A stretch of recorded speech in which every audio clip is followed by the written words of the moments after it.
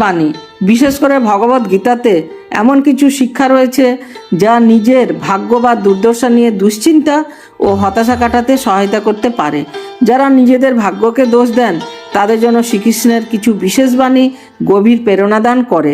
ভগবদ গীতা থেকে এখানে কিছু শ্রীকৃষ্ণের বাণী তুলে ধরা হলো। আমি গীতাঞ্জলি লাইফস্টাইলে সবাইকে স্বাগত। শ্রীকৃষ্ণ গীতায় 35 নম্বর শ্লোকের মধ্যে বলেন, তুমি শুধুমাত্র তোমার কর্তব্য কর্মের প্রতি আগ্রহী হও, ফলের প্রতি নয়। এই বাণী থেকে জানা যায় যে ব্যক্তি নিজের কাজের প্রতি বিশ্বাস রাখা উচিত।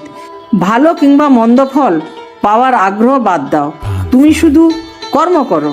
ভগবদ গীতাতে অধ্যায় 2:47 শ্লোকে এখানে শ্রীকৃষ্ণ বলেন যে ব্যক্তি কর্মের উপর মনোনিবেশ করে, তার ভাগ্য কেবল কর্মের ফল হতে নির্ভরশীল নয়। ভাগ্য কোনোভাবেই আমাদের একমাত্র নিয়ম পরিবর্তন করতে পারে না।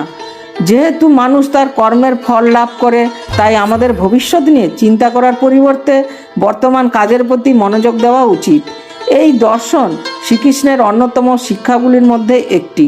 শ্রীকৃষ্ণ গীতায় স্পষ্টভাবে বলেছেন যে কোনো মানুষ তার ভাগ্য বদলাতে চাইলেও তাকে সেই পরিবর্তন ঘটানোর জন্য কঠোর পরিশ্রম করতে হবে। ভাগ্য শুধুমাত্র বাহ্যিক বিষয় নয়, আমাদের মনোভাব ও কর্মের উপর নির্ভর করে।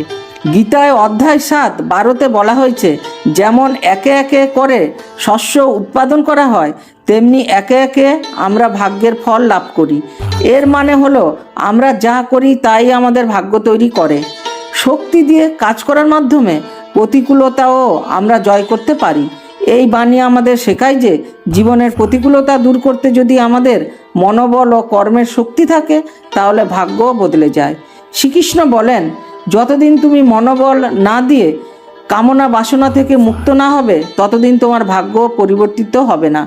ভেতরে শান্তি ও কর্মের সঠিক মনোভাবই ভাগ্য গঠন করতে সহায়তা করতে পারে। যে ব্যক্তি নিজেকে সম্পূর্ণভাবে কাজে নিবেদিত করে, তার কাছে কোনো একক দুঃখ বা আনন্দ থাকে না।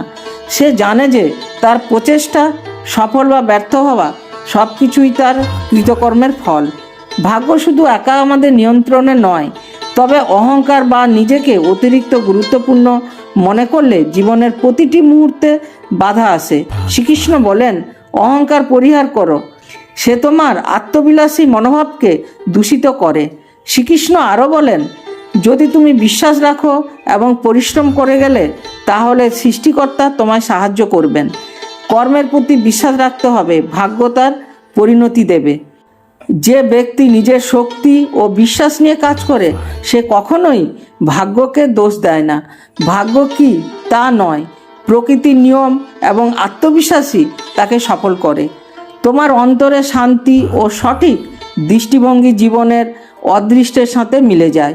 অর্থাৎ অভ্যন্তরীণ শান্তি যখন বজায় থাকে, তখন আপনি ভাগ্য নিয়ে চিন্তা না করে শুধুমাত্র কাজের দিকে মনোনিবেশ করতে পারেন। শ্রীকৃষ্ণ বলেন, যে ব্যক্তি যেভাবে কাজ করে তার ভাগ্য ঠিক তেমনি হয়। এখানে কর্মের প্রতি দায়বদ্ধতা ও পরিশ্রমকে গুরুত্ব দেওয়া হয়েছে। ভাগ্য কোনো কাকতালীয় বিষয় নয়। শ্রীকৃষ্ণ বারবার এখানে বলেছেন, কর্মে বিশ্বাস রেখে সঠিক কর্ম করে চললে তোমার লক্ষ্যে তুমি ঠিক একদিন পৌঁছাতে পারবে। এখানে শ্রীকৃষ্ণ বলেছেন, যদি তুমি মন থেকে স্থির হতে পারো, তাহলে তোমার ভাগ্য তোমার হাতে থাকবে। সুতরাং শান্ত মাথা এবং সঠিক সিদ্ধান্ত জীবনের পথ পরিবর্তন করতে পারে। শ্রীকৃষ্ণ জানিয়ে দিয়েছেন, জীবনের প্রত্যেকটা পদক্ষেপে সঠিক নিয়ন্ত্রণ ও ধৈর্য রাখতে হবে। সেই সময়ে কোনো রকম ক্ষোভ বা হতাশা চলবে না। মনে রাখুন, শ্রীকৃষ্ণের বাণী অনুযায়ী কাজের প্রতি নিবেদিত মন থেকে যে কোনো বাধা আসবে, সেটাও পরিশ্রমের মাধ্যমে অতিক্রমযোগ্য। যেহেতু তুমি সঠিকভাবে কর্ম করতে যাচ্ছ, তাই কিছুক্ষণের পর ভাগ্য তোমার পক্ষে থাকবে। এই ভিডিওটা যদি ভালো লেগে থাকে, তাহলে একটা লাইক, কমেন্ট ও শেয়ার দিয়ে আমাকে উৎসাহ দেবেন। আমার চ্যানেলে যদি নতুন হন, তাহলে আমার চ্যানেলটাকে সাবস্ক্রাইব করুন আর আমার বেল আইকন টিপুন, যাতে নতুন নতুন ভিডিও আপনার কাছে অতি সহজেই পৌঁছে যায়। আর আমি ঈশ্বরের কাছে প্রার্থনা করি আপনারা সবাই সুস্থ থাকবেন ও ভালো থাকবেন। এই বলে শেষ করছি। ধন্যবাদ।